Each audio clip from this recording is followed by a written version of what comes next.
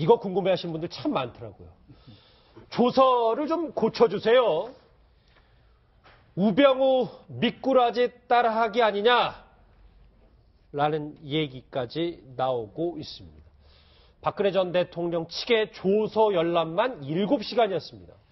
보통 피의자의 3배가 넘는 시간이었다 이런 얘기가 나오는데 이 조서 얘기를 하나씩 해봐야 돼요. 이수희 변호사님. 네.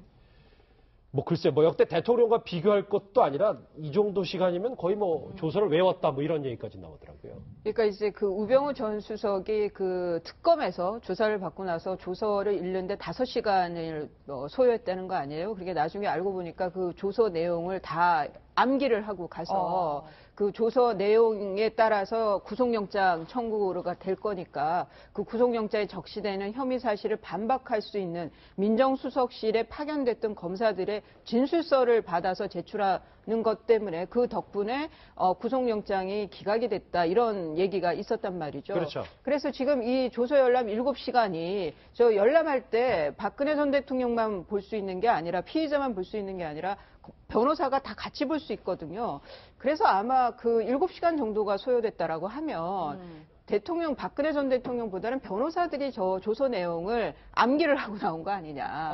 향후에 유영하 변호사나 이런 분들이. 예, 구속영장 청구됐을 때 거기에 대한 좀 대응책으로 외우고 나온 거 아니냐라고 지금 추측을 하는데 좀 다를 수도 있죠. 워낙 박근혜 전 대통령의 그 피의 사실이 13가지나 되고 어제는 두 재단의 설립과 모금에 집중돼 있다고 했었거든요. 조사 내용이.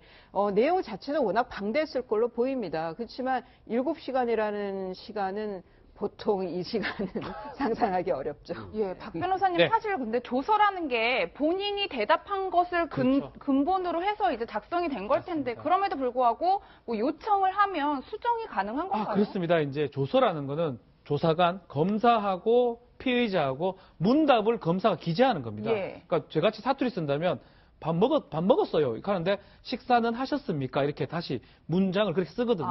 답을 하는데 좀 매끄럽게 매끄럽게 쓰죠. 아 다르고 다를 수 있기 때문에 나중에 조서를 만든 걸 다 보여줍니다. 그걸 읽어보면서 혹시라도 내가 말했던 내용하고 다르게 기재될 수 있기 때문에 이 부분은 내가 이런 취지로 답변을 한 게 아니기 때문에 고쳐달라고 얘기하면 2줄 긋고요. 도장을 찍으면서 고칠 수가 있습니다. 그러니까 그 과정이 지금 7시간인데 글쎄요, 통상 사건을 한다 하더라도 변호사하고 같이 피의자 그걸 봅니다. 보면서 우리가 답변한 취지는 이건 아니기 때문에 검사 내지 검찰 수사관한테 바꿔달라고 요청을 하긴 하는데 이 사건 자체는 아주 상황이 중대한 사건이기 때문에 저도 생각할 때 아마 변호사가 2명이 더 갔다 그러는데 변호사들이 어떤 분담을 해서 외워왔지 않았을까. 내용 자체를 외우고 또 박근혜 대통령이 이런 취지로 얘기 안 했는 거는 수정을 해달라 하면서 그 시간이 상당히 소요됐을 것으로 보입니다.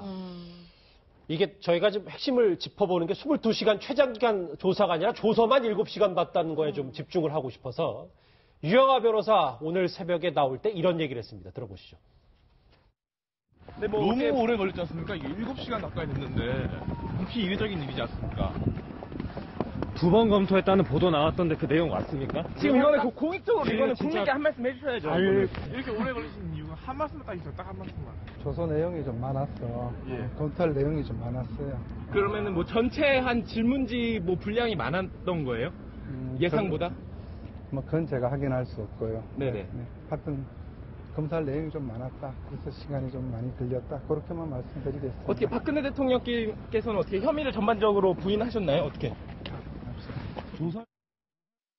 그렇다면 조서를 외웠다 이런 얘기도 있는데 변호사들끼리 그럼 그 7시간 동안 회의도 하고 가서 바꿔달라고 요청도 하고 외우기도 하고 나머지 대기하던 변호사들과 협의도 하고 이런 시간을 가진 건가요? 참여하는 경우에는 이제 참여하는 거를 검사의 허락을 받아야 돼요. 참여하는 변호사가 자기네가 그 변호사가 임의대로 왔다 갔다 할 수는 없고요.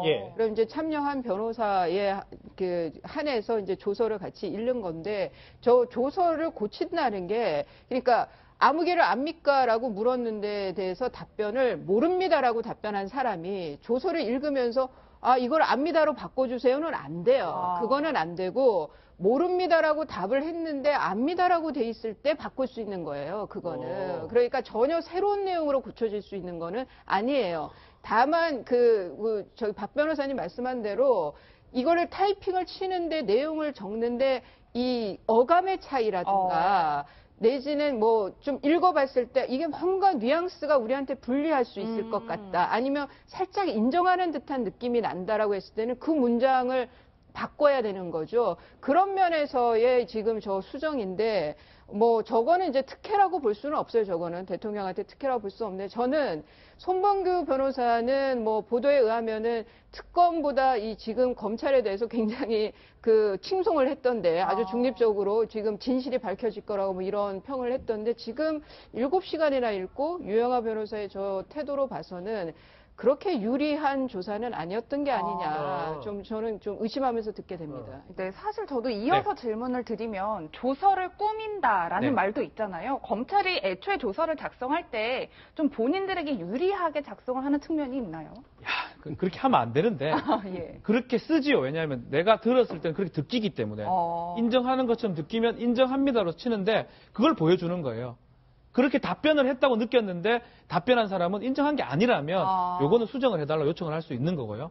그러니까 저도 사실은 이 변호인들이 다는 못 봤을 겁니다. 아마 참석했던 정장현 변호사라든지 유영하 변호사가 본 걸로 생각이 드는데 이게 왜 저렇게 시간 끌었다는 거는 질문 중에 히든 요지를 찾아내려고 한 것 같아요. 왜 이 질문을 했고 질문 중에 이 질문의 결과론적으로는 뇌물죄로 만들기 위해서 하는 거다. 아니면 블랙리스트 뭐를 하는 거다. 알겠습니다. 일정을 따지는 거. 막 그런 것들을 찾기 위해서 한 거기 때문에 이게 절대로 유리하다고 생각이 안 듭니다. 7시간 했다는 것 자체는 벤치마킹 아무나 하는 게 아닙니다. 그러니까 우병우 전 수석이 우병우 천재입니다. 그분은. 그 사람은 다 외울 수 있는 사람이고 본인이 아니 박근혜 전 대통령 측도 뭐 그 정도로 또 준비를 아니 근데 그거를 바로 해가지고 끝나자마자 다 적었다는 거거든요. 적어서 필요한 걸 마련했다는 거하고 뭐 박근혜 전 대통령 또 변호인단 훌륭하지만 우병우는 본인의 일이기 때문에 본인이 답변한 거기 때문에 이 차원이 다르다고 봐야 되겠죠. 일단 뭐 벤치마킹이든 뭐 어찌 보면 더 따라하기가 될 수도 있겠는데 일단 7시간 조서 열람을 했습니다. 이 7시간 관련해서 박지원 국민의당 대표가 이렇게 비난했습니다. 목소리 연이어 들어보시죠. 어제 검찰에 출두하면서 29말 8초 그리고 나오신 분들에게 어우 많이 나오셨네 라고 들어가셨습니다. 그런데 검찰에서는 그런 사실 없습니다. 모릅니다. 아닙니다라고 일관되게 얘기했다고 합니다. 조사받은 후 조서 열람을 7시간 반 동안 했다고 합니다. 만약 대통령 재임 시대 조서 열람 시간 7시간 반을 허비하듯 국정에 전념했다고 하면은 최순실 사건이 나지 않을 겁니다. 7시간 뭐 혹지 않은 세월호 7시간에 비유하는 사람도 있고 해서 근데 이수희 변호사님.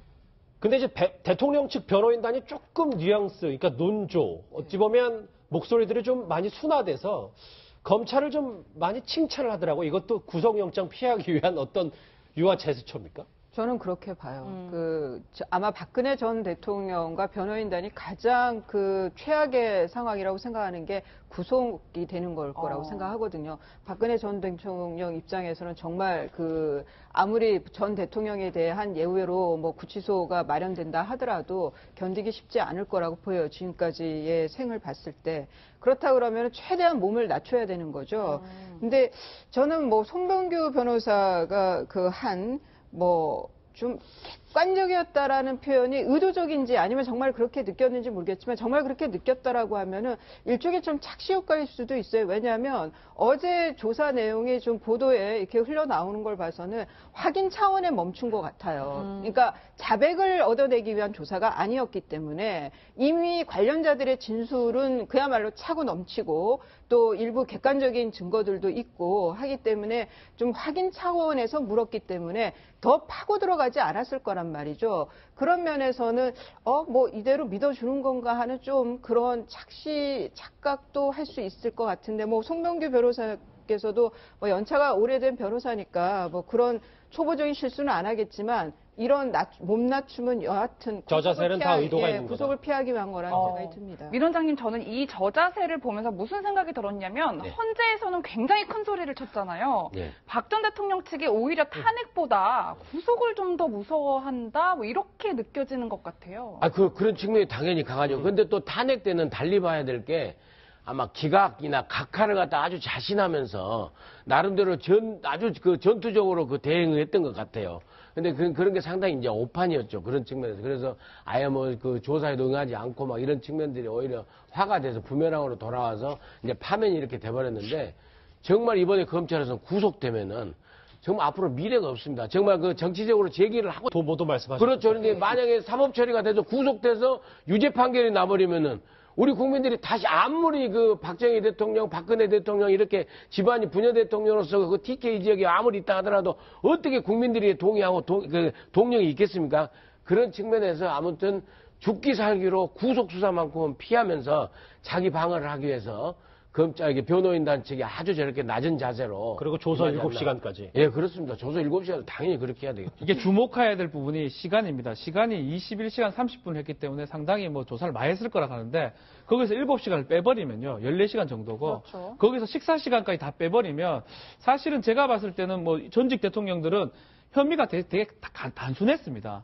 포괄적 뇌물죄 부분인데 지금 박 전 대통령은 13가지 혐의거든요. 그렇죠. 그러니까 그날은 꼭 넘어야 되는데 11시 전에 끝났단 말입니다. 12시 자정 전에. 그렇죠. 그걸 봤을 때는 저는 지금 이수희 변호사님 말씀하신 것처럼 이거는 질문하고 아니라 그러면 더 안 물은 것 같아요. 그러니까 이것만 하느라도 시간이 상당히 많이 소요되거든요. 만약에 따지고 뭐 대지를 안 했지만 더 묻고 증거 들이밀고 했으면 무조건 새벽까지 가야 될 조사입니다. 그 다음날 오전까지 가야 되는 조사고 안 그러면 다음 소환을 해야 될 조사인데 그 전날 자정대까지 끝냈다는 거는 아마 확인하고 아니면 아이락하고 끝냈을 가능성이 높아요. 그리고 7시 가는 건 조서 부분이고 손명구 변호사님 그래서 조금 편하다고 생각한 게 아닌가 저도 좀 그렇게 좀 봅니다. 근데 거기서 한 말씀 드려요. 그래서 어제 우리 그 특급 시간에 인터뷰했던 김경진 의원이 얘기한 거 있잖아요. 요식행위라고. 그랬죠. 하는 게 그런 측면에서 그리고 저도 밤 11시 40분에 조사가 끝났다는 게 상당히 의아했습니다. 예. 근데